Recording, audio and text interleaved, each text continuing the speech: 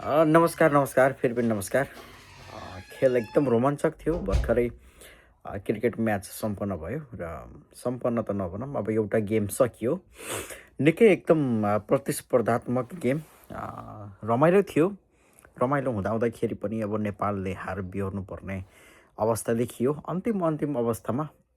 र अलिअलि लकले पनि साथ दिएन र कर्म त निकै राम्रो गर्नुभएको थियो हाम्रो खेलाडीज्यूहरूले। तर अन्तिममा थोरै लकले साथ दिएको भए अझै उत्तम हुन्थ्यो। र यसो भन्दै यो क्रिकेटको एकदम फ्यान, ठुलो फ्यान, जापानबाट है, जापानबाट यहाँ एकजना हुनुहुन्छ। भाइ हजुर कस्तो भयो गेम? लास्टमा 4 रनले हाल्दा नराम्रो लाग्यो त यार।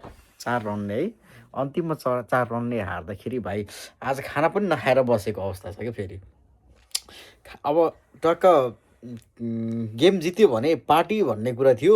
भाइले एक इनर्जी ड्रिङ्क खुवाउने विचार थियो, तर ठ्याक्कै हारियो। उसले चाहिँ ठ्याक्कै के भन्छ अरे, जर्सी पनि किनेर है, किरण भुर्तेलको सायद यो जर्सी हो। कुशल भुर्तेल, ए सरी, कुशल कुशल भुर्तेलको जर्सी उसले लगाएर बसेको थियो। र यो गेम जित्यो भने टक्क लगाएर पार्टी हान्ने दाइ भनेर हामी सोच बनाएको थियौँ। र सुपर मार्केट पनि हामी जाने एकदम तयारी अवस्थामा थियो। 4 रनको अवस्थाले गर्दाखेरि भाइ हजुर पार्टी खाइयो त हामीले? खाइएन नि है, खानै पाइएन। खाने मोड नै हट्यो होइन। के खाइयो त? किनकि हार खाइयो। पार्टी भन्दाखेरि अब मैले चाहिँ पार्टी खाने एकदम सोच बनाएको थिएँ। त्योभन्दा पनि ठुलो कुरा चाहिँ म्याच जित्नु थियो। म्याच जितेन र ठिकै छ। अब अर्को पटकमा बेस्ट अफ लक गाइज भन्न चाहन्छु र अर्को गेमको लागि शुभकामना पनि दिन चाहन्छु। भाइ के भन्न चाहन्छु तिमी अन्तिममा?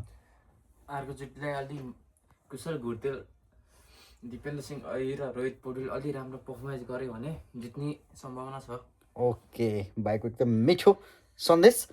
र भाइ चाहिँ एकदम कसको फ्यान रे? म त मामाको नि। कुन मामा?